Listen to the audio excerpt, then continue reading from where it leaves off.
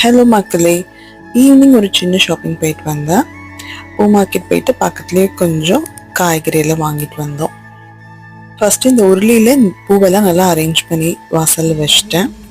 அடுத்து கீரை க்ளீன் பண்ணலான்னு பார்த்தா முக்கால்வாசி வீணாக போயிடுச்சு. ஒரே ஒரு கை தான் கீரை மெஞ்சிச்சு. வாங்கிட்டு வரதை விட இந்த க்ளீனிங் தான் பெரிய வேலை. எப்படியோ அந்த க்ளீனிங்லாம் பண்ணிவிட்டு 2 நாளில் கார்த்திகை தீபம் வருதுன்னா அந்த அகல் விளக்குலாம் வீட்டில் கொஞ்சம் இருந்தது, வாங்கிட்டு வந்ததும் இருந்தது, எல்லாத்தையும் ஊற வச்சாச்சு. நான் பார்த்தீங்கன்னா ஃப்ரிட்ஜில் வைக்கிறதுக்கு பார்த்தீங்கன்னா இந்த மாதிரி ரீயூசபிள் டவல் இருக்கும் இல்லைங்களா, அமேசானில் தான் வாங்கினேன். அதுதான் போட்டு வைப்பேன். நார்மல் டிஷ்யூ பேப்பர் யூஸ் பண்ணும்போது அது சீக்கிரமாக ஈரமாயிடும், அதை நம்ம திரும்பி யூஸ் பண்ண முடியாது வேறு எதுக்குமே. அந்த டிஷ்யூ பேப்பரை குப்பையில் தான் போடணும். பட் இந்த ரீயூசபிள் டவல் பார்த்தீங்கன்னா நிறைய டைம் நான் இதோட ஒரு 20 டைமே யூஸ் பண்ணியிருப்பேன் அந்த மாதிரி ஃப்ரிட்ஜில் வைக்கிறதுக்கு.